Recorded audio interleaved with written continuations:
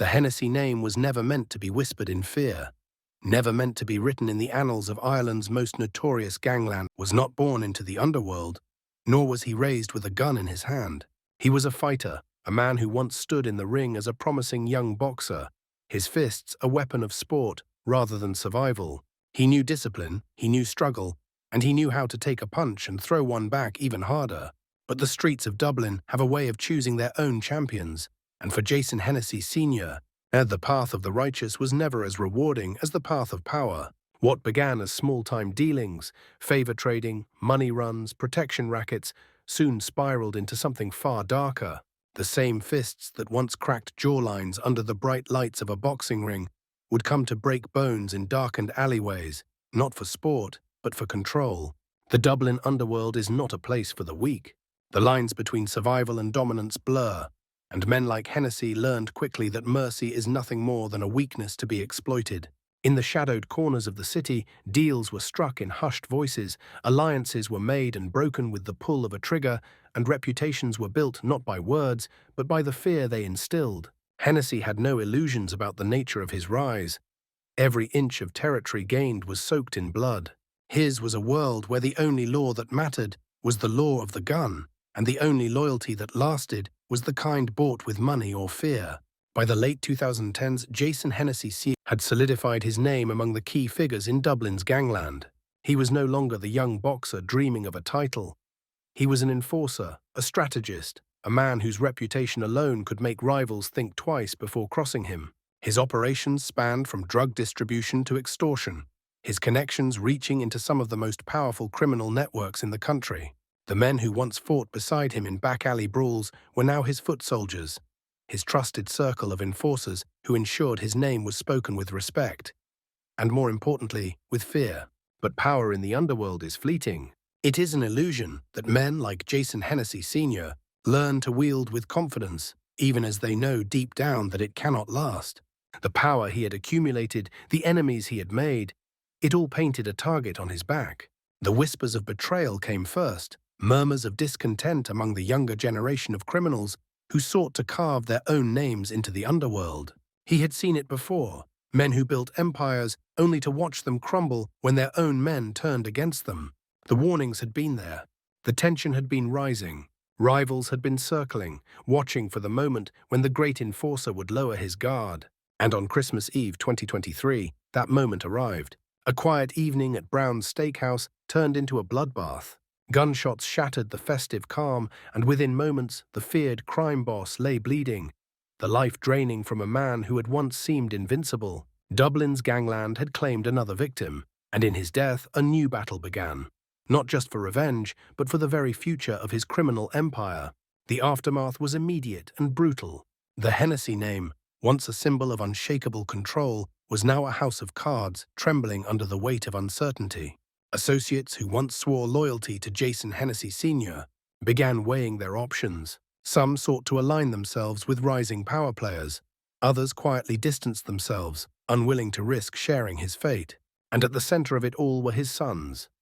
Young, ambitious, and now standing in the shadow of a murdered kingpin. Now the focus shifts to them. Left with a fractured legacy and a name soaked in blood, they are faced with the ultimate question. Will they rise to reclaim their father's throne, or will they be the next victims in Dublin's relentless cycle of gangland warfare? The Hennessy story is not just another tale of crime. It is a testament to the brutal reality of gangland power. A name built in blood, a name that still echoes in the streets of Dublin, and a name that may yet be written in its history forever. To understand the rise of Jason Hennessy Sr., one must first understand the landscape that shaped him. Dublin's underworld is not just a collection of criminals. It is an evolving, shifting entity, built on the blood and ambition of those who dare to take what they believe is theirs. It is a battleground where alliances are fragile, betrayals are inevitable, and the rules of survival are written in bullets and banknotes. For decades, Dublin's criminal underworld has been dominated by a handful of powerful factions. The old-school gangs, deeply embedded in the city's history, once ran operations with a certain level of structure, a hierarchy where respect mattered almost as much as violence. But as the years went on, a new breed of criminal emerged, more ruthless, more unpredictable. less concerned with codes of honor and more focused on immediate power. The 1990s and early 2000s saw an explosion in Ireland's drug trade, fueled by international cartels and the growing demand for narcotics across Europe. Dublin became a key hub, a city where shipments of cocaine and heroin flowed like currency. As money flooded the streets, so too did violence. Disputes between rival factions escalated into all-out wars, with bodies turning up in alleyways, execution-style killings becoming routine, and gang leaders becoming high-profile targets. It was in this chaotic, blood-soaked environment that Jason Hennessy Sr. made his rise. The old ways of doing business were crumbling, and those who adapted survived. Those who didn't were erased. Hennessy was a man who understood the nature of this new, ruthless underworld. He saw the changing landscape, and rather than fight against it, he became a part of it. A strategist as much as a brute, he built alliances where necessary, eliminated threats when required, and positioned himself as a man to be feared. Dublin's criminal underworld is not a place for the faint-hearted. It is a system built on greed, fueled by desperation, and ruled by those willing to go further than their enemies. Jason Hennessy Sr. learned this lesson well, and in mastering the game, he secured his place in its history. But as with all who rise in this world, the higher they climb, the further they have to fall. As his influence grew, so too did the enemies watching from the shadows. And in Dublin's underworld, a rise to power is never permanent. It is only a matter of time before the streets demand their due. Dublin, a city steeped in history and culture, is also a city where gangsters rise and fall in cycles, as predictable as the tides. The criminal underworld is a beast that devours its own, an empire built on violence that ensures no one stays at the top for long. And Jason Hennessy Sr., despite all his cunning, was no exception. Jason Hennessy Sr.'s path into the criminal underworld was not one of inevitability, but of choices.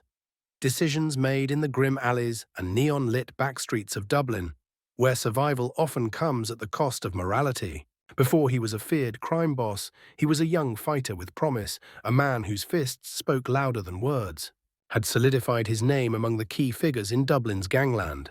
He was no longer the young boxer dreaming of a title. He was an enforcer, a strategist, a man whose reputation alone could make rivals think twice before crossing him. His operations spanned from drug distribution to extortion, his connections reaching into some of the most powerful criminal networks in the country. The men who once fought beside him in back-alley brawls were now his foot soldiers, his trusted circle of enforcers who ensured his name was spoken with respect, and more importantly, with fear. But power in the underworld is fleeting. It is an illusion that men like Jason Hennessy Sr. learn to wield with confidence, even as they know deep down that it cannot last. The power he had accumulated, the enemies he had made, it all painted a target on his back. The whispers of betrayal came first, murmurs of discontent among the younger generation of criminals who sought to carve their own names into the underworld. He had seen it before, men who built empires only to watch them crumble when their own men turned against them. The warnings had been there. The tension had been rising. Rivals had been circling, watching for the moment when the great enforcer would lower his guard. And on Christmas Eve 2023, that moment arrived. A quiet evening at Brown's Steakhouse turned into a bloodbath. Gunshots shattered the festive calm, and within moments, the feared crime boss lay bleeding, the life draining from a man who had once seemed invincible. Dublin's gangland had claimed another victim, and in his death, a new battle began. Not just for revenge, but for the very future of his criminal empire. The aftermath was immediate and brutal. The Hennessy name, once a symbol of unshakable control, was now a house of cards trembling under the weight of uncertainty. Associates who once swore loyalty to Jason Hennessy Sr. began weighing their options. Some sought to align themselves with rising power players. Others quietly distanced themselves, unwilling to risk sharing his fate. And at the center of it all were his sons. Young, ambitious, and now standing in the shadow of a murdered kingpin. Now the focus shifts to them. Left with a fractured legacy and a name soaked in blood, they are faced with the ultimate question.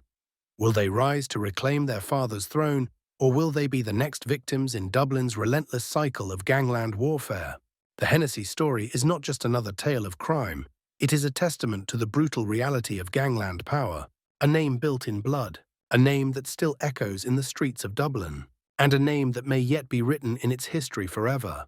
To understand the rise of Jason Hennessy Sr., one must first understand the landscape that shaped him. Dublin's underworld is not just a collection of criminals.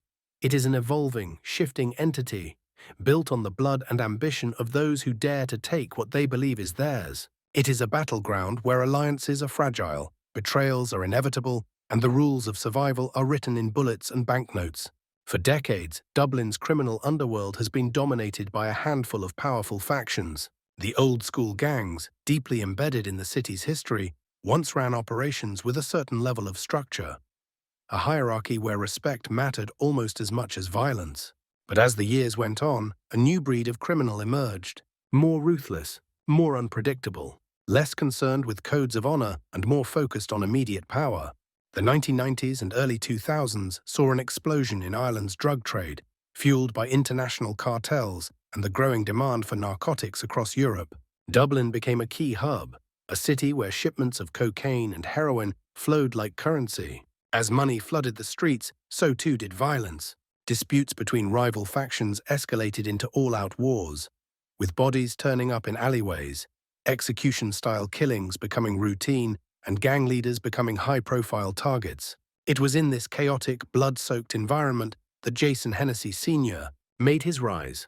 The old ways of doing business were crumbling, and those who adapted survived. Those who didn't were erased.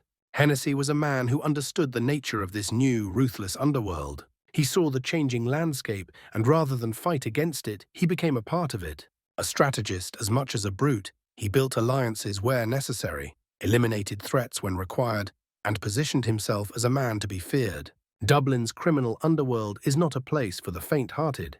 It is a system built on greed, fueled by desperation, and ruled by those willing to go further than their enemies. Jason Hennessy Sr. learned this lesson well, and in mastering the game, he secured his place in its history. But as with all who rise in this world, the higher they climb, the further they have to fall. As his influence grew, so too did the enemies watching from the shadows. And in Dublin's underworld, a rise to power is never permanent. It is only a matter of time before the streets demand their due. Dublin, a city steeped in history and culture, is also a city where gangsters rise and fall in cycles, as predictable as the tides. The criminal underworld is a beast that devours its own, an empire built on violence that ensures no one stays at the top for long. And Jason Hennessy Sr., despite all his cunning, was no exception. Jason Hennessy Sr.'s path into the criminal underworld was not one of inevitability, but of choices. Decisions made in the grim alleys and neon-lit backstreets of Dublin, where survival often comes at the cost of morality. Before he was a feared crime boss, he was a young fighter with promise, a man whose fists spoke louder than words. Born into a working-class family, Hennessy Sr. showed early promise in the boxing ring. His quick hands, relentless endurance, and an unbreakable spirit made him a rising star in local circuits. Coaches spoke of his potential, of a future in professional boxing, but the brutal reality of life in Dublin's toughest neighborhoods had a way of pulling young men away from ambition and into something darker. The same traits that made him a dangerous fighter, his discipline, his ability to take punishment, and his sheer force of will, made him an even more formidable presence outside the ring. As he trained, he was drawn into the fringes of Dublin's criminal underbelly. Small-time enforcers began recruiting him for muscle jobs, shaking down debtors, collecting protection money, ensuring that certain people in the neighborhood understood the consequences of stepping out of line. At first, it was just another way to earn money, an easy supplement to the meager earnings from amateur boxing. But soon, the allure of fast cash, respect, and power eclipsed any dreams of championship belts. It wasn't long before Hennessy Sr. had a reputation, not just as a boxer, but as a man who could handle himself in any fight. Whether inside the ropes or in the back of a nightclub, where deals were settled with fists instead of contracts, the criminal world saw in him something useful. A man who was dangerous but disciplined. Unlike the wild, unpredictable thugs who littered the lower rungs of the underworld, Hennessy had a mind for strategy, for control. He began working closely with more established figures in the Dublin underworld, learning the trade of organized crime. The early years were spent as an enforcer, handling collections and intimidation for the higher-ups. But Hennessy was never content to be a foot soldier. He watched, he learned, and most importantly, he waited. By the late 2000s, Hennessy Sr. had built enough connections to branch out on his own. He was no longer just a hired fist. He was making his own moves, running his own rackets. His transition from enforcer to boss was not a dramatic coup, but a slow and calculated process. He formed alliances, cut out the weak links, and took control of key operations: drugs, extortion, and weapons trafficking. With his reputation solidified, Hennessy Sr. was no longer just a feared enforcer. He was becoming a kingpin in his own right. But the higher he climbed, the more enemies he made. Dublin's criminal world had no shortage of men who wanted power, and as Hennessy expanded his empire, he unknowingly set the stage for the betrayals, conflicts, and bloodshed that would define his reign, and ultimately his downfall. Jason Hennessy Sr. did not rise to power simply by throwing punches and intimidating rivals. The world of organized crime is not sustained by brute force alone. It thrives on money, strategy, and the careful balancing act between control and chaos. To solidify his status as a kingpin, Hennessy Sr.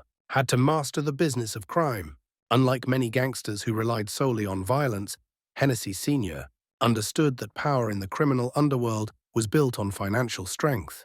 He diversified his interests early on, ensuring that his income streams were not solely reliant on drugs.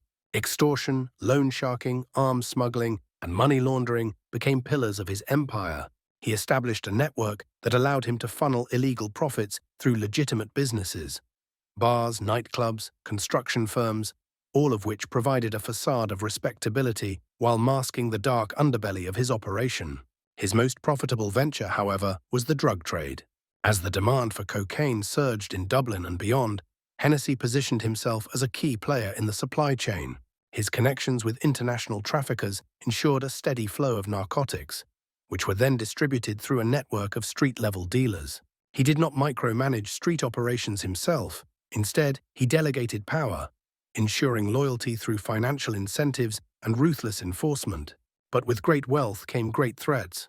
Dublin's Gangland was not a peaceful kingdom where one man could rule unchallenged. Rival factions saw Hennessy's success and sought to take a share of his profits.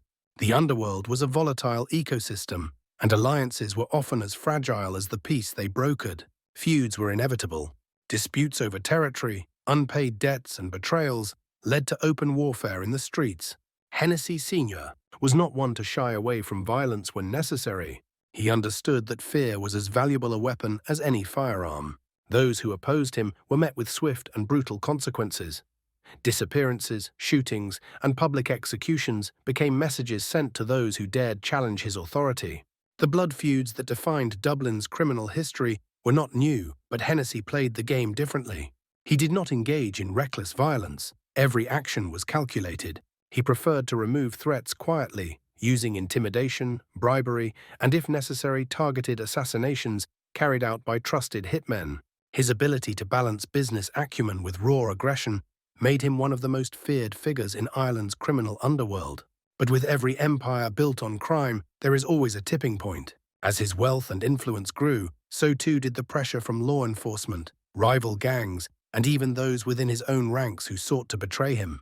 The stage was set for the inevitable downfall. The question was not if Jason Hennessy Sr. would fall, but when and at whose hands. Jason Hennessy Sr. may have built a criminal empire, but power in the underworld is never undisputed.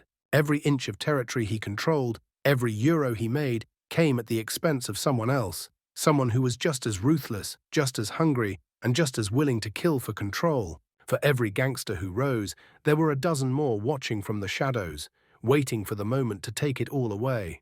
His enemies were not just faceless rivals. They were men who had once shared drinks with him in backroom meetings, criminals who had stood beside him in alliances of convenience before greed and ambition turned them into adversaries. Dublin's criminal landscape had always been volatile, but by the time Hennessy had reached his peak, the city had become a battleground of shifting allegiances and open warfare. In the early years of his rise, Hennessy had to contend with Dublin's older criminal factions, established figures who had been running the city's drug trade and extortion rackets for decades. These were men who followed a certain code, a set of unspoken rules that kept the underworld from descending into absolute chaos.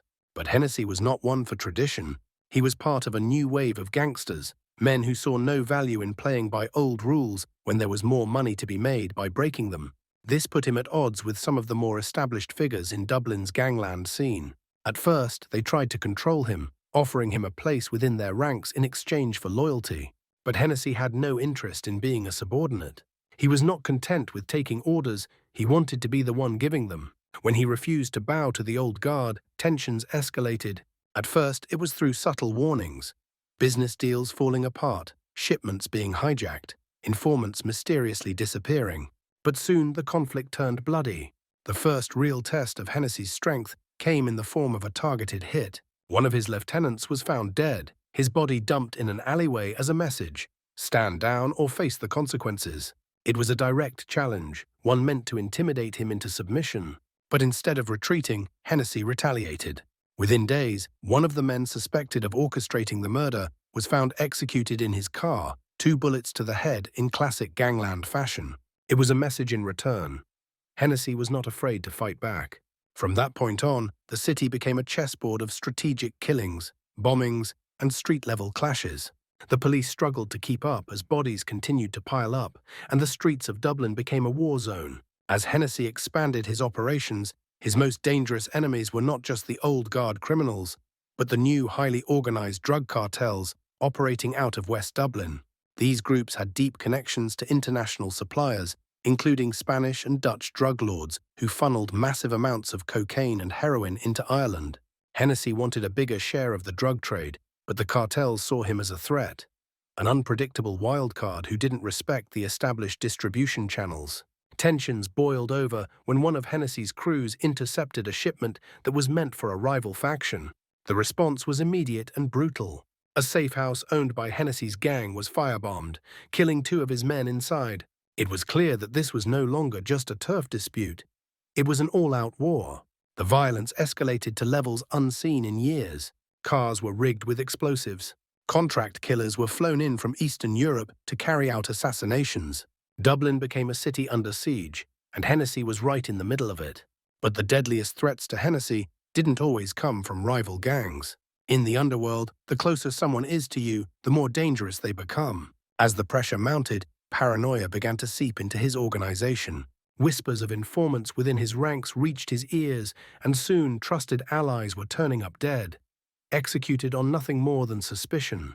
The authorities, seeing the chaos unfold, ramped up their investigations. Key figures in his operation were arrested, and some, facing decades behind bars, chose to talk. One of his most trusted enforcers, a man who had been with him from the early days, turned state witness in exchange for immunity. It was the ultimate betrayal. With every detail he gave to the police, the walls around Hennessy began to close in. By 2022, Jason Hennessy Sr. was fighting battles on all fronts. The police were closing in, his rivals were getting bolder, and his once loyal men were either dead or turning against him. He had built an empire through force, but now that same force was being used to tear it apart. The war could only end one way, with either total victory or complete annihilation. Hennessy knew it, and so did his enemies. Every move from this point forward would be a gamble with life and death hanging in the balance. And then came the hit that changed everything. The Christmas Eve assassination that sent a message to all of Dublin. Jason Hennessy Sr. had made too many enemies, and in the end, one of them got to him first. Christmas Eve is a time of celebration, a night when families gather, streets are lit with festive cheer, and even the hardened criminals of Dublin's underworld lower their guards for a moment of respite. But in the world of organized crime, there is no true peace, only opportunities. And on December 24, 2023, Jason Hennessy Sr. learned this lesson in the most brutal way imaginable. He had been cautious in his final months, more wary than usual. The streets were whispering, warning of a reckoning long overdue. Hennessy knew he had made too many enemies, played the game too aggressively, left too many bodies in his wake. But power breeds arrogance, and for all his paranoia, he still believed himself untouchable. His network was strong, his reputation even stronger. Few would dare move against him. And so, on that fateful Christmas Eve, Hennessy walked into Brown's Steakhouse in Blanchardstown, a well-known establishment frequented by high-profile figures, both legitimate and otherwise. He was not hiding in the shadows, not moving under the cover of darkness. He was in plain sight, enjoying a meal as if he were still the king of Dublin's underworld. The assassin knew this was the moment. Gangland executions are not random acts of violence. They are calculated, methodical, designed to send a message. Hennessy's murder was no different. Eyewitness accounts later painted a picture of chilling precision. The killer had entered the restaurant unnoticed, blending seamlessly into the festive crowd. No masks, no hurried movements, just a man on a mission. He knew where Hennessy was sitting, knew exactly how much time he had before security, police, or retaliation could follow. Then came the gunshots. Silence turned to chaos in an instant. The sharp crack of gunfire shattered the holiday atmosphere, sending patrons diving for cover, glasses smashing, tables overturned in the panic. Hennessy was hit multiple times, center mass, a shot to the neck, and one final round to the head to ensure the job was done. He never had a chance to react, never had time to reach for a weapon or call for his men.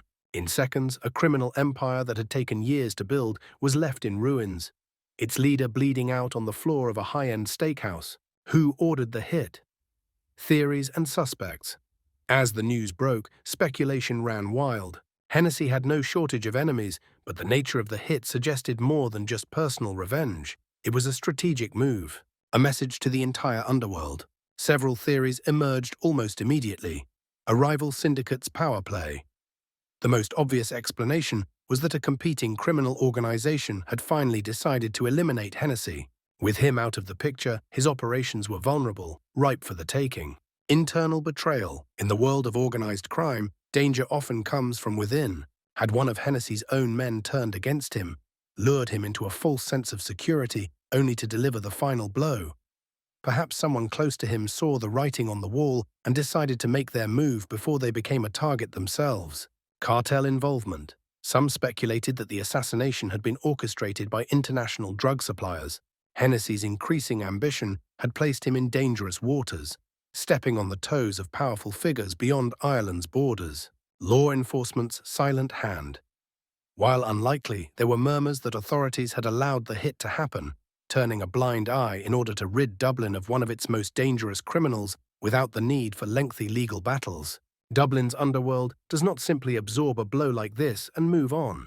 The murder of a crime boss of Hennessy's stature sent shockwaves through the entire network of criminals, enforcers, and dealers who operated under his influence. Fear gripped his associates. Without their leader, they were vulnerable. Some immediately sought to distance themselves, hoping to avoid the inevitable fallout. Others saw opportunity, maneuvering to claim what remained of his empire. The police response was swift, but largely symbolic. Roadblocks were set up, raids were conducted, but those who truly understood gangland affairs knew that justice, at least in the traditional sense, would never come. There would be no witnesses willing to speak, no smoking gun to tie the killer to a specific organization. This was a professional job, carried out with precision, ensuring that the identity of those responsible would remain shrouded in secrecy. What was clear, however, was that the Hennessy reign had come to an end. But even as the crime boss lay dead, his legacy was far from over. In the days following his assassination, attention turned to his sons. Young, ambitious, and now standing at a crossroads. They could fade into obscurity, abandon their father's criminal path, and carve out their own lives. Or they could embrace the blood-soaked legacy left behind, stepping into the void that his death had created. And in the underworld of Dublin, power vacuums never last for long. When a king falls, the vultures circle. Jason Hennessy Sr. had spent years building his reputation, carving his name into Dublin's underworld through violence, strategic alliances, and sheer force of will. But in the criminal world, power is fleeting. The moment a crime boss is taken off the board, his empire begins to unravel. Trust dissolves, allies reconsider their loyalties, and rivals sharpen their knives. Hennessy's assassination was not just the end of a man. It was the beginning of a war. Dublin had seen its fair share of gangland killings, but this one was different. Hennessy was not a disposable foot soldier, not just another name on the ever-growing list of fallen criminals. He was a power player, a man whose influence reached deep into the criminal economy. His network had extended beyond just drug dealing. He controlled extortion rings, protection rackets, money laundering operations, and had strong ties to international suppliers. And now all of it was up for grabs. Within hours of his death, the balance of power had shifted. His men, once fiercely loyal, now found themselves directionless, uncertain of what came next. Some disappeared into the shadows, unwilling to die in a war they had no stake in. Others immediately sought new allegiances, offering their services to rival factions in exchange for security. The empire Hennessy had built was fracturing at its core, and every gang in the city saw an opportunity to claim a piece of it. In the wake of Hennessy's assassination, three major forces moved to stake their claim over his criminal operations. The rival factions, the West Dublin cartels, longtime competitors of Hennessy's empire, saw his death as a golden opportunity. These organizations, well connected to international drug suppliers, had been waiting for a moment like this.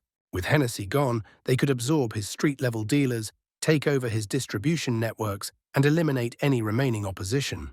The Loyalists. Not everyone was willing to let go of the Hennessy legacy. A faction of his closest enforcers, men who had been with him since the beginning, vowed to protect his name.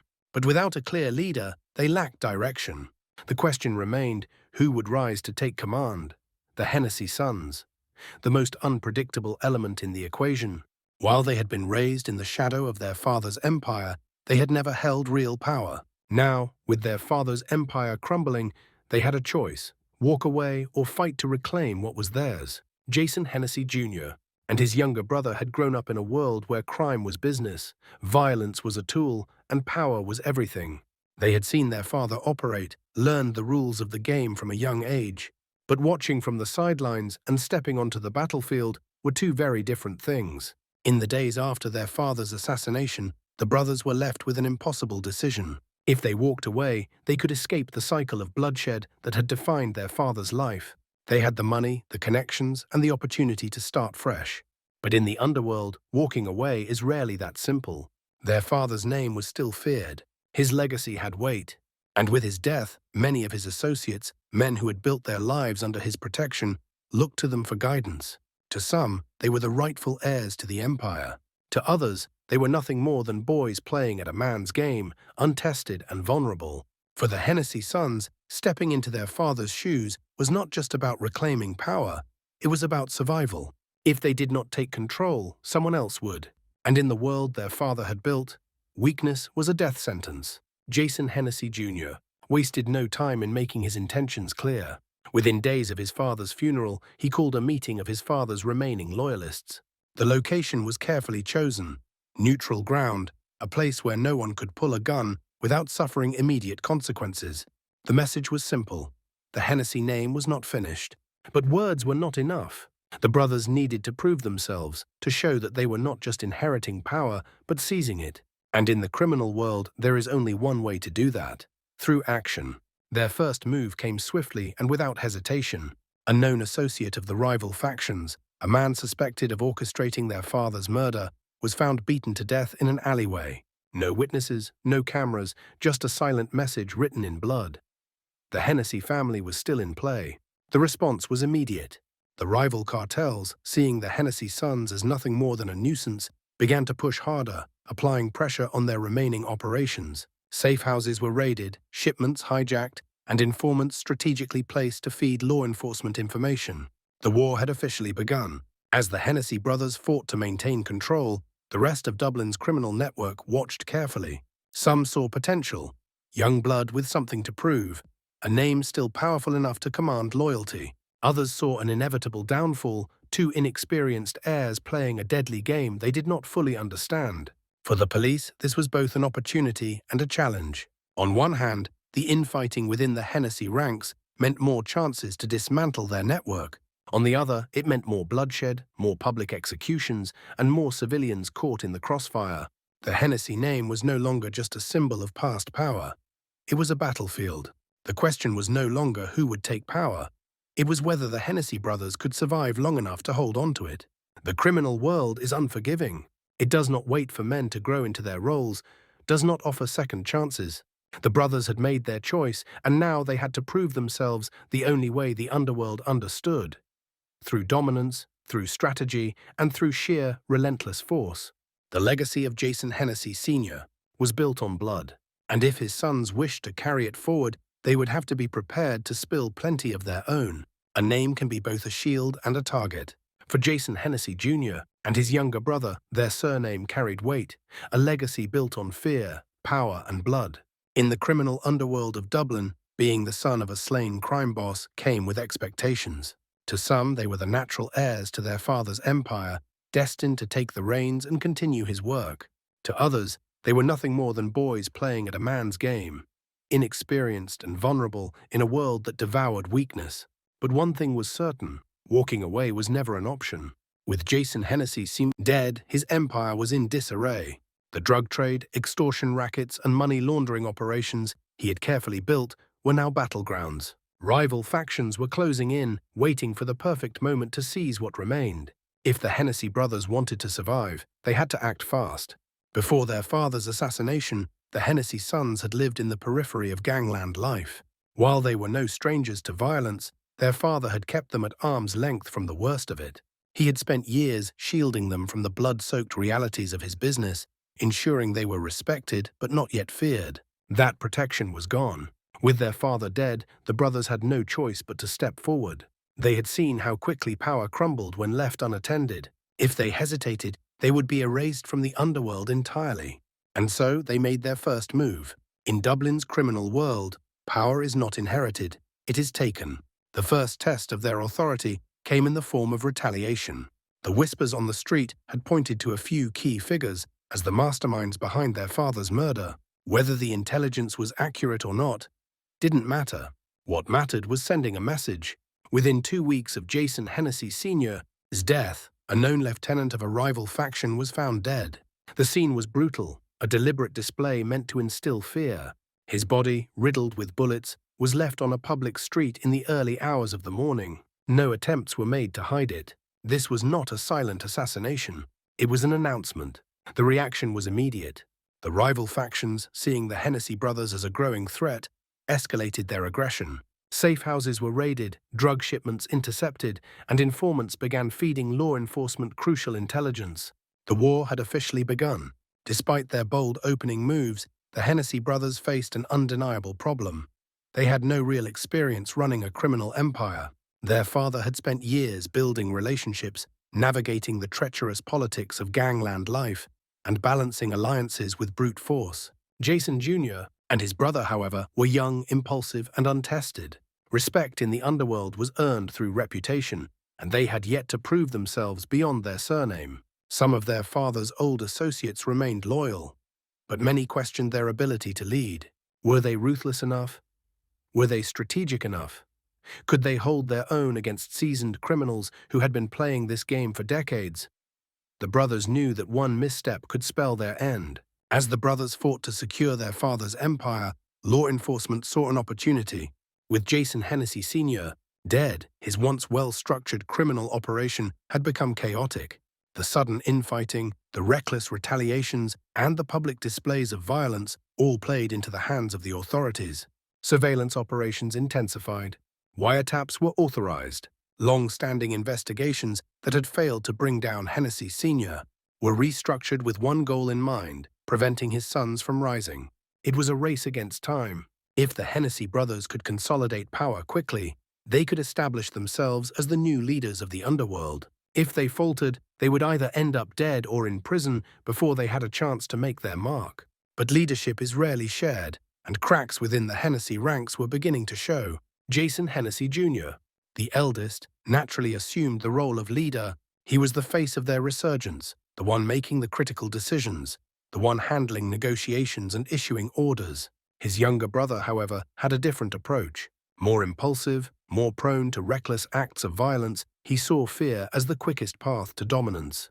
Tensions between them simmered beneath the surface. Some of their father's former associates favored Jason Jr. His measured, strategic approach, believing that brute force alone would not be enough to maintain power. Others, however, gravitated toward his younger brother's ruthless ambition, seeing in him a reflection of their father's more violent tendencies. A divide was forming, one that threatened to collapse their fragile empire before it could even solidify. The Hennessy brothers had made their choice. They would not fade into the background. They would not relinquish their father's empire without a fight. But the path they had chosen was one paved with blood, betrayal, and endless war. Could they hold their ground long enough to establish themselves as true power players in Dublin's underworld? Or were they merely inheritors of a doomed legacy, destined to fall as their father had? One thing was certain: there was no turning back now. The city was watching, their enemies were waiting, and the next move would determine whether the Hennessy name would rise once more or be buried forever. Violence had always been a tool in the Hennessy family's arsenal. It was how Jason Hennessy Sr. had built his empire, through intimidation, brutal enforcement, and the careful application of fear. His sons inherited that philosophy, but unlike their father, they lacked restraint. What had once been calculated displays of power turned into reckless, unchecked brutality. And it was this shift, their inability to control their impulses, that would lead to one of the most shocking gangland crimes in recent memory. The moment the Hennessy brothers took over, they knew they had to prove themselves. But fear is a dangerous currency. Too little, and they would be seen as weak. Too much, and they would become liabilities, both to their own men and to the authorities. Their biggest mistake? They overplayed their hand. The victim was not a major rival, not a cartel boss or a high-ranking enforcer. He was a small-time dealer, a man caught between warring factions. Rumors swirled that he had fed information to a rival gang, or worse, to law enforcement. In the world of organized crime, such suspicions alone were often enough to warrant death. But instead of carrying out a quiet execution, the Hennessy brothers wanted to make an example out of him. The details of what happened next are gruesome, so brutal that even hardened criminals whispered about it in shock. The man was abducted from the streets of West Dublin, thrown into a van, and driven to a secret location where he was held captive for hours. The Hennessy brothers, along with a small group of their most trusted enforcers, took turns interrogating him. But this was never about gathering information. This was about sending a message. Gangland justice is swift and often final. But what the Hennessy brothers did went beyond anything their father had ever sanctioned. The victim was beaten, burned, and tortured in ways that stunned even those who operated in the shadows. Branded with a hot iron, a mark seared into his flesh, forever labeling him as a traitor. Teeth shattered with a hammer, a grim reminder that speaking out had consequences. Cuts and burns, designed not to kill, but to maximize suffering. When he was finally dumped on the streets, barely alive, his body told the story the Hennessy brothers wanted the world to hear. Betray us, and this is what happens. But the message was louder than they had anticipated. The brutality of the attack sent shockwaves through Dublin's underworld. Even among criminals, there are unspoken rules, limits to how far one can go before the violence becomes bad for business. The Hennessy brothers had not just made an enemy out of one man. They had alienated powerful figures who saw their methods as reckless and unsustainable. Where their father had been feared and respected, they were now feared and hated. Their men began to question their leadership. Was this what the new Hennessy rule would look like? Torture, chaos, and indiscriminate violence? Would their brutality make them untouchable, or would it draw too much heat from both their enemies and the police? The answer came swiftly. The Irish police, already watching the Hennessy brothers closely, now had the justification they needed to launch a full-scale operation against them. This was no longer just another gangland feud. This was national news. The victim, despite his injuries, had survived long enough to become a witness, and the details he provided were damning. Within days, armed raids were conducted on properties linked to the Hennessy gang. Several associates were arrested, and key evidence was seized: phones, weapons, and financial records that painted a clear picture of their expanding empire. But the biggest prize still eluded them: the brothers themselves. Knowing the Garda E were closing in, Jason Hennessy Jr. and his younger brother vanished from public view. They moved between safe houses, using burner phones and trusted associates to communicate.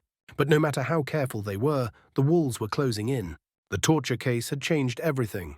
It had turned the Hennessy brothers from rising crime lords into high-priority targets.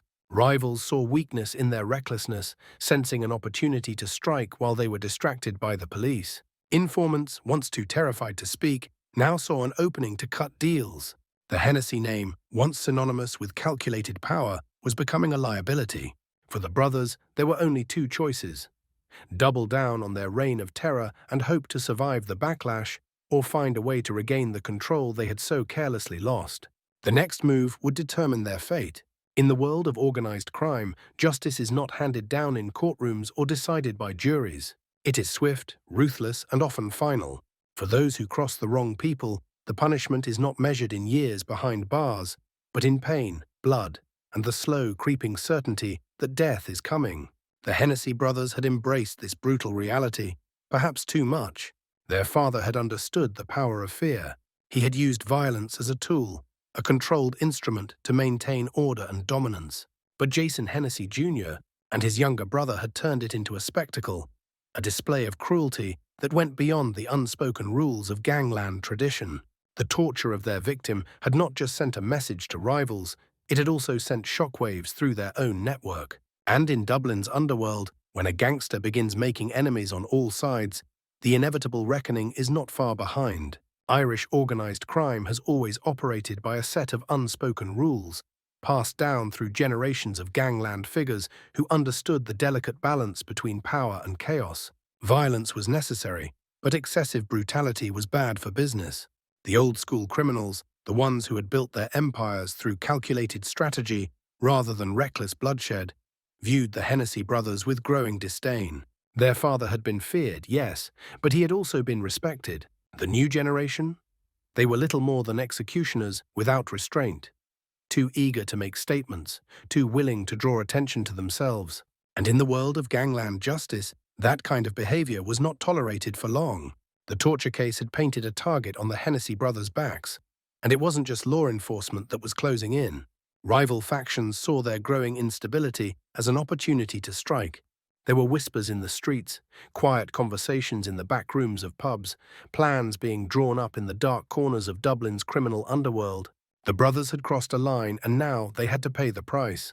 The first blow came within weeks. One of their closest lieutenants, a man who had been with them since their father's reign, was found dead in his car. 2 bullets to the head. A professional job. There was no warning, no chance for retaliation. It was a cold, methodical hit, designed to show the brothers that their enemies were moving in. Then came the ambush. A safe house used by the Hennessy gang was firebombed in the middle of the night. The explosion ripped through the building, killing at least 1 associate and severely injuring 2 others. By the time authorities arrived, there was nothing left but smoldering ruins. No one claimed responsibility, but everyone knew. It was only the beginning. As the violence escalated, the Hennessy brothers were forced into hiding. They could no longer move freely through the city without the risk of an ambush. Safe houses became temporary refuges, abandoned as quickly as they were found. They relied on burner phones, encrypted messages, and a dwindling circle of trusted men. But paranoia is a dangerous thing in the underworld. They began suspecting everyone, associates, old allies, even their own men. The once loyal network their father had built was crumbling under the pressure. Some sought protection under rival factions, willing to trade information in exchange for their lives. Others simply disappeared, choosing to flee Dublin rather than be caught in the inevitable bloodbath. And through it all, the Hennessy brothers knew one undeniable truth. This war would not end until either they were dead or their enemies were. In gangland warfare, there are few things more effective than a public execution. One night, a known associate of the Hennessy brothers was dragged from his home and executed on the street.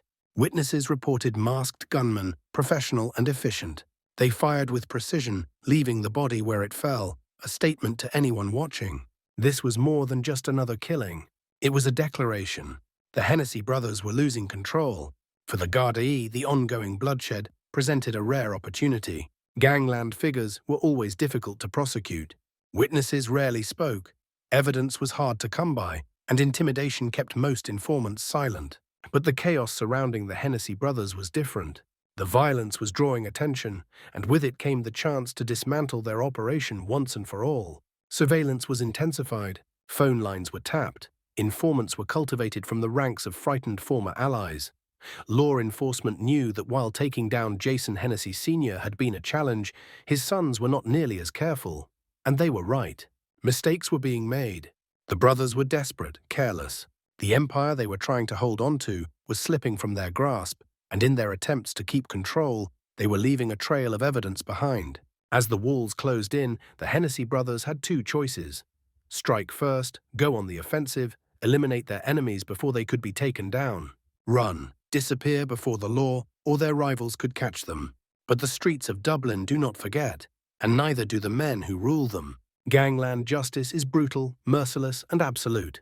The Hennessy brothers had built their reputation on fear, on violence, on their willingness to go further than anyone else. Now that same violence was coming for them. The only question was, how much longer could they outrun it? For years, Jason Hennessy Sr. had operated within the shadows, careful, methodical, always one step ahead of the law. His empire had flourished despite constant scrutiny from the Gardaí, who had struggled to pin down evidence solid enough to bring him down. But after his assassination, everything changed. His sons, reckless and impulsive, lacked the discipline that had kept their father out of prison. Where Jason Hennessy Sr. had built his power on calculated moves and careful alliances, his sons had fueled their rise with raw brutality. And that was their greatest weakness. The law had been waiting for them to make mistakes, and now, with their enemies circling and their men betraying them, the walls were beginning to close in. Chabene. When Jason Hennessy Sr. was alive, the Gardaí had struggled to gather intelligence on his operations. His network was airtight, his inner circle deeply loyal, and his ability to operate just outside the reach of the law made him an elusive target. But his sons? They had left a trail of violence too large to ignore. The torture case had been the turning point. It had provided law enforcement with something they rarely got in gangland cases, a witness willing to testify. Despite severe injuries, the victim had survived. And in the weeks following the attack, he became the centerpiece of a new Garda operation aimed at dismantling the Hennessy network once and for all. The case was given top priority. Special units within the Gardaí, those trained to combat organized crime, were assigned to track the Hennessy brothers' movements.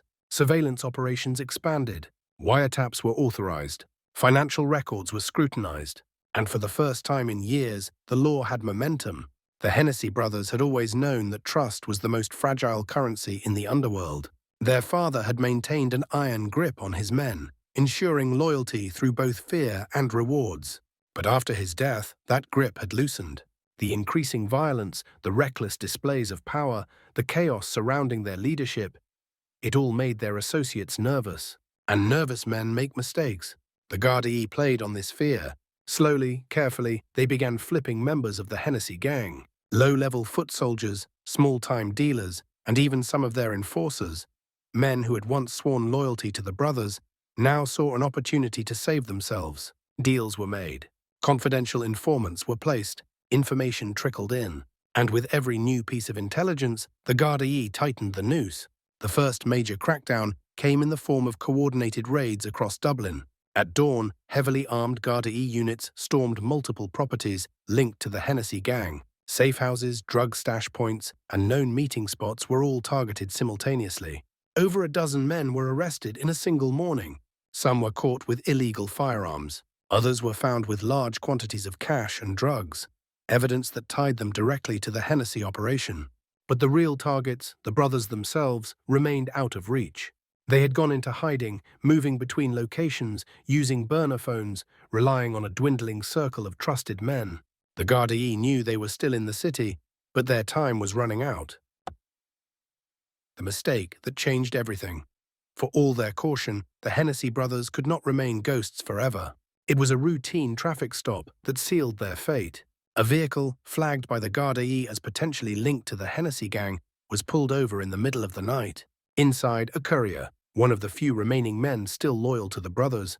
His job had been simple: transport money to a safe location, ensuring the gang's financial reserves remained hidden. But he panicked. Instead of keeping his cool, he made a run for it. The chase was short, ending with his arrest. And when the Gardaí searched the vehicle, they found what they had been hoping for: an encrypted phone with direct communication between the courier and the Hennessy brothers. It was the break they needed. Within hours, they had traced the phone's last known locations, identifying several properties where the brothers had likely been hiding. The final phase of the operation was set in motion. The raid was swift, calculated, and overwhelming. A convoy of Gardaí tactical units moved in on a quiet suburban home in West Dublin, a property believed to be the last remaining safe house for the brothers. They had nowhere left to run. Jason Hennessy Sr. and his younger brother were found inside, surrounded by a small group of armed enforcers. For a moment, it seemed like they might try to fight their way out. One last act of defiance against the inevitable. But there was no escape. The house was surrounded. Every exit was covered. And as heavily armed officers breached the doors, the brothers knew their reign had come to an end. The arrest was captured on camera, broadcast across news stations, a symbol of the fall of the once feared Hennessy empire. And with them in custody, the final chapter of their criminal legacy was about to be written. The fall of the Hennessy brothers was a spectacle. From their reckless rise to power, their descent into unchecked violence, and their desperate attempts to cling to their father's empire, it had all led to this: arrests in broad daylight, handcuffs tightening around their wrists as cameras captured the final moments of their freedom. For the Gardaí, it was a victory years in the making. For the streets of Dublin, it was the closing of one chapter in a never-ending cycle of gangland power struggles. But for Jason Hennessy Sr.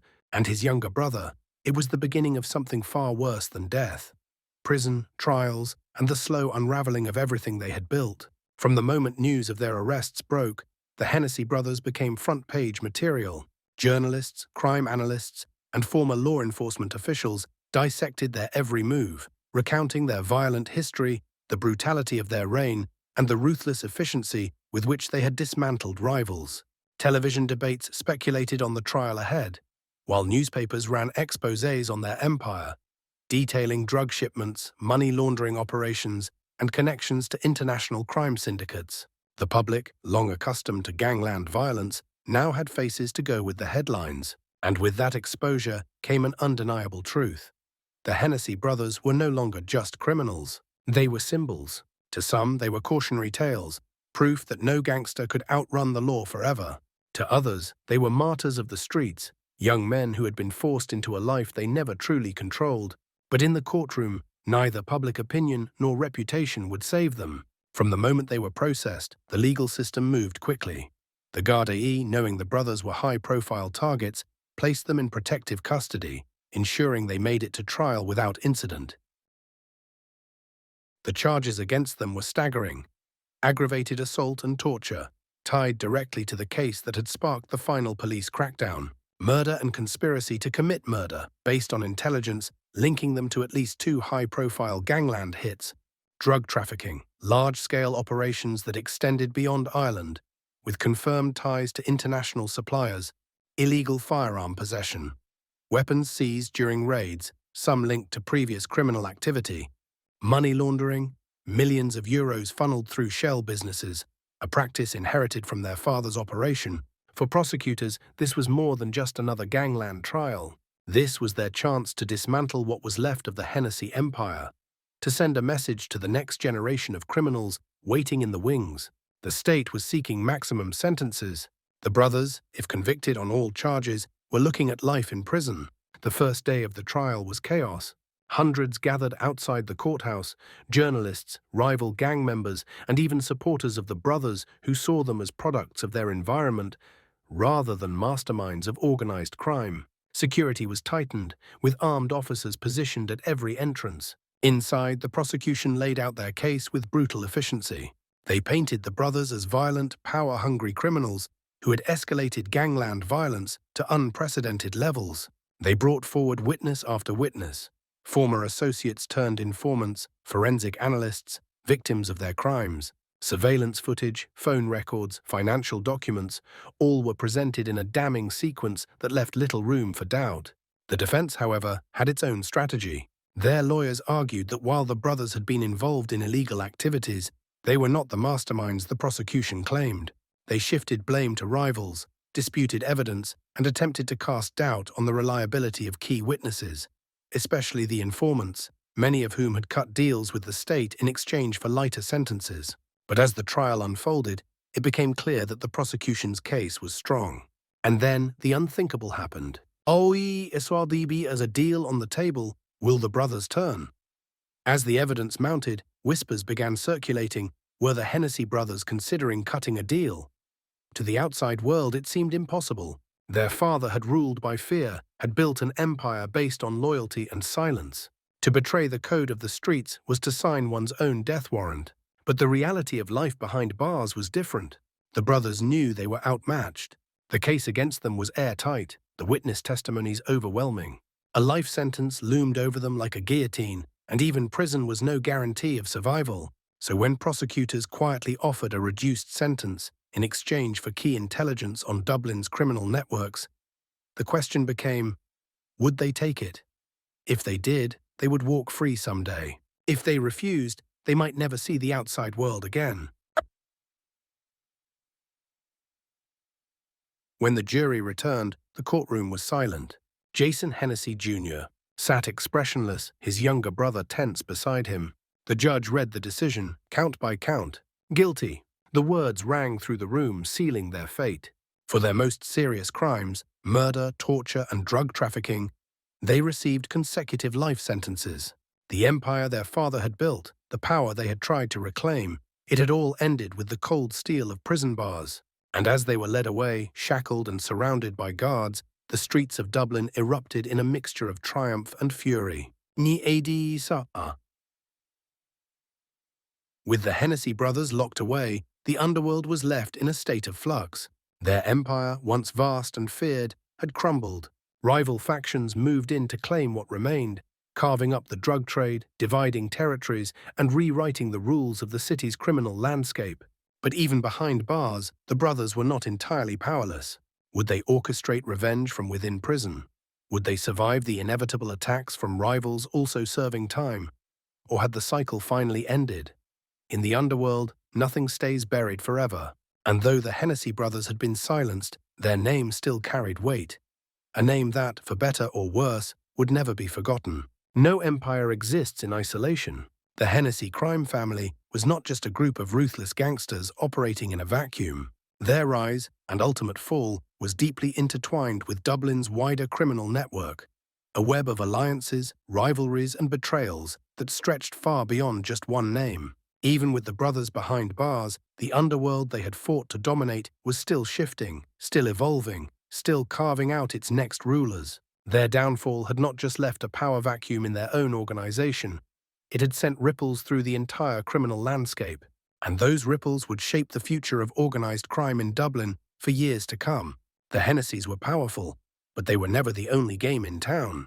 Dublin's criminal network was made up of multiple factions, each with their own areas of influence, each playing their own game of power and survival. With the brothers locked away, a new battle began. Not just between rival gangs, but between the men who had once stood beside them. The Kinahan Cartel had long been one of the most dominant forces in Irish organised crime. Their reach extended far beyond Dublin, stretching into the UK, Spain, and even the Middle East. Their control of the drug trade was absolute, their financial power unparalleled. Unlike the Hennessy operation, which was rooted in local gangland politics, the Kinahans operated on an entirely different level, structured, professional, almost corporate in their efficiency. For years, Jason Hennessy Sr. had managed to exist alongside them, careful never to step on their toes. But his sons had been reckless.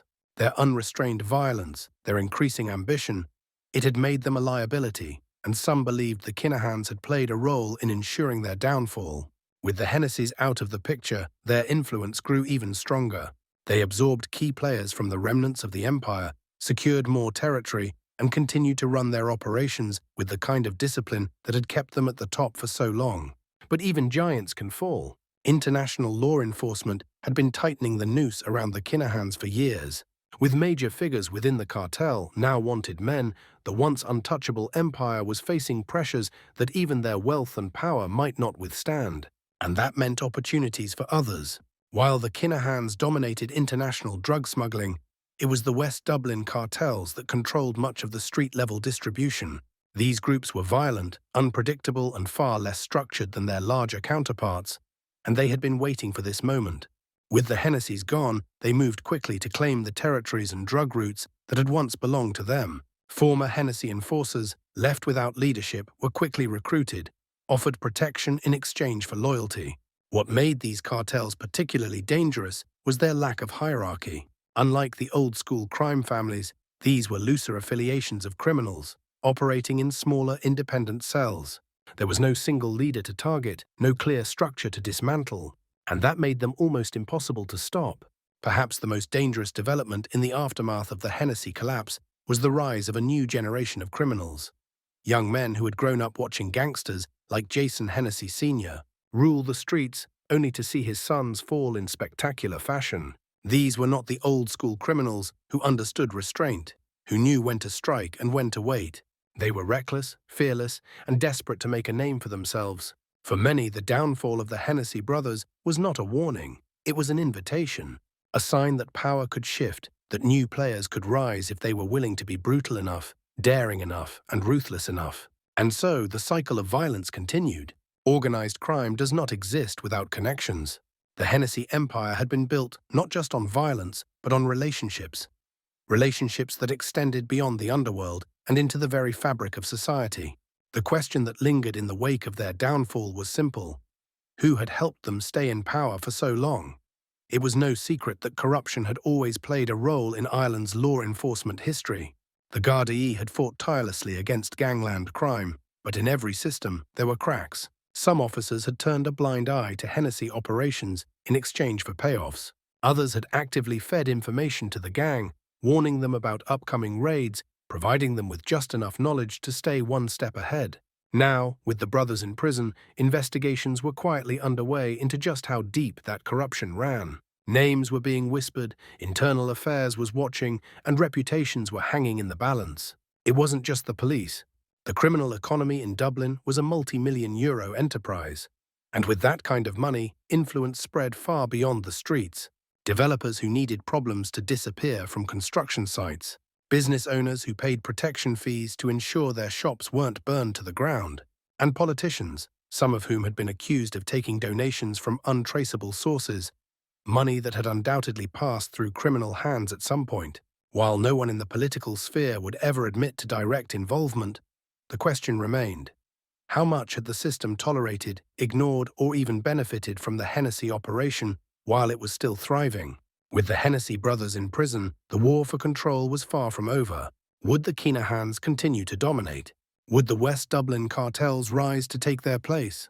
Would the new generation of criminals, more reckless and unpredictable than ever, plunge the city into another cycle of bloodshed? Or would law enforcement, finally armed with enough intelligence, strike a fatal blow to Dublin's criminal empires once and for all? For the Hennessy brothers, their time was up. But for the underworld they left behind, the real battle was just beginning. Dublin's gangland history is filled with stories of rising criminals, men who clawed their way to power through violence, intimidation, and strategic alliances. But the Hennessy brothers, despite their ambition, were never the true apex predators of the underworld. That title belonged to the Kinahan cartel. To understand why the Hennessys ultimately fell, one must examine the organization that towered above them, an empire so vast that it made local Dublin gangs look like petty criminals in comparison. The Kinahans were not just another crime syndicate. They were an international machine, corporate in structure, global in reach, and untouchable for decades. And when the Hennessy brothers stepped too far into their domain, their fate may have been sealed long before they ever realized it. Unlike the chaotic street-level operations of most Dublin gangs, the Kinahan cartel functioned with military precision. Their leader, Daniel Kinahan, transformed the organization into one of the most formidable criminal enterprises in Europe, with operations stretching from Ireland to Spain, Dubai, and South America. Where Jason Hennessy Sr. had ruled through force, the Kinahans ruled through structure. They had high-level connections in banking, politics, and international trade. Their drug shipments came in by the ton, not the kilogram. They didn't deal in street-corner transactions. They controlled entire supply chains, port authorities, and logistics companies that made their narcotics pipeline nearly invisible to law enforcement. And crucially, they knew how to eliminate threats. If you were an ally, you thrived. If you were a rival, you disappeared. The Hennessy brothers had tried to rise too quickly, expanding their operations in a way that inevitably placed them in the cartel's crosshairs. Their reckless violence had drawn attention. Their erratic leadership had destabilized criminal networks, and worst of all, they had started interfering with drug routes, personnel, and cash flow that didn't belong to them. For the Kinahans, this was unacceptable. In the world of organized crime, assassinations are rarely random. When Jason Hennessy Sr. was executed, speculation immediately turned to his many enemies. But there was always the question of whether the Kinahans had orchestrated the hit behind the scenes. The cartel had a long history of wiping out problematic figures in Irish crime. The infamous Hutch-Kinahan feud had already left a trail of bodies across Dublin and Spain, proving that the cartel had no hesitation in eliminating threats publicly and with overwhelming force. So when Hennessy Sr. was gunned down in Brown's Steakhouse, many insiders whispered the same question. Had the Kinahans decided he was becoming too much of a liability? For years he had been tolerated, useful in his own way, but never truly in control. However, his sons were a different story. Their reckless ambition and their inability to maintain order made them dangerous, not just to themselves, but to the delicate balance of power that the Kinahans had spent years crafting. The cartel thrived on stability, a structured system where their operations could function without unnecessary attention. The Hennessy brothers? They were chaos incarnate, and chaos is bad for business. It is entirely possible that the Kinahans didn't need to pull the trigger themselves. They simply let their rivals handle it, allowing the Hennessys to self-destruct under the weight of their own reckless violence. But whether they were directly involved or not, one fact remained. The Hennessys were gone, and the Kinahans remained standing. The collapse of the Hennessy operation did not mean an end to their business. It meant a transfer of power. The Kinahan cartel moved quickly to seize the most valuable assets left behind, ensuring that whatever the Hennessys had built would now serve them. The Hennessy brothers had controlled key supply lines, but without their leadership, those routes needed new owners. The Kinahans, already deeply embedded in international drug smuggling, absorbed the remaining Hennessy dealers, eliminating anyone who refused to switch sides. One of the most critical aspects of organized crime is moving dirty money without detection. The Hennessy family had their own methods: shell businesses, real estate investments, and offshore accounts. But they were amateurs compared to the Kinahans. After their fall, financial investigations found that some of their operations had seamlessly merged with cartel-controlled entities, proving that those who remained loyal to the Kinahans would continue making money, while those who didn't were discarded. For the enforcers, drug runners, and lieutenants who had once served the Hennessys, loyalty meant nothing once their leaders were gone. The Kinahans provided a simple choice: join them and continue working in the trade, with better organization, more resources, and greater security. Refuse and suffer the consequences. Many of the Hennessy foot soldiers saw the writing on the wall. They switched allegiance, choosing survival over a lost cause. But those who had been too loyal to the brothers, too involved in their violent feuds, found themselves systematically hunted down. For years, the Kinahan cartel had seemed untouchable.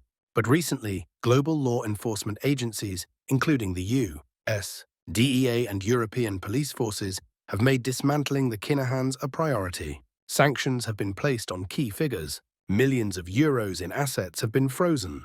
High-profile cartel members have fled to Dubai, Spain, and other safe havens, trying to escape the ever-growing reach of international authorities. For the first time in decades, their iron grip on Irish organized crime is beginning to crack.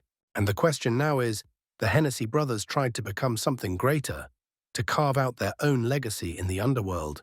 They failed, but their story is not unique.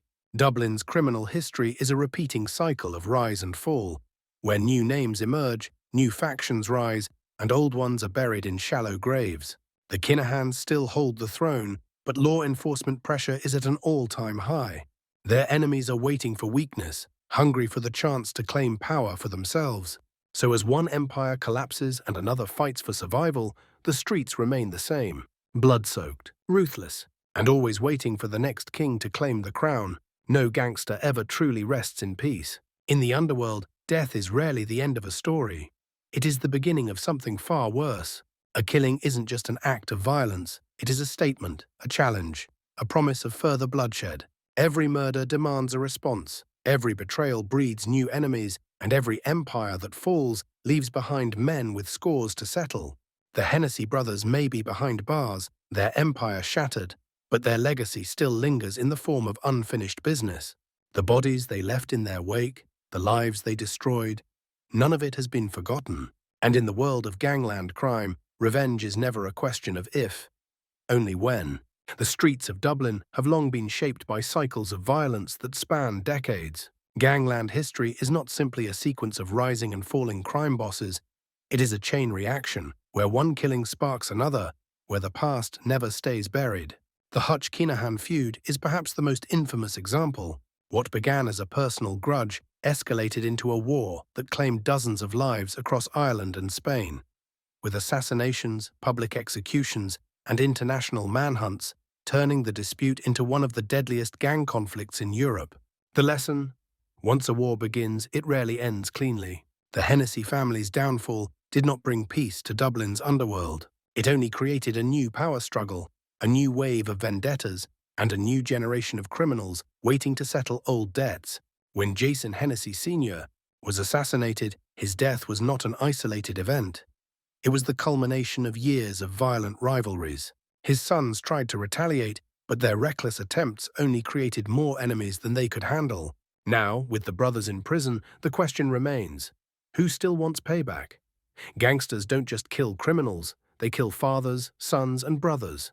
And in Dublin's underworld, family loyalty runs deep. There are many men still walking the streets whose relatives were murdered, tortured, or disappeared at the hands of the Hennessy gang. Some of them have moved on, others have not. They don't care that the brothers are in prison. They don't care that the empire has collapsed. All they care about is settling the score.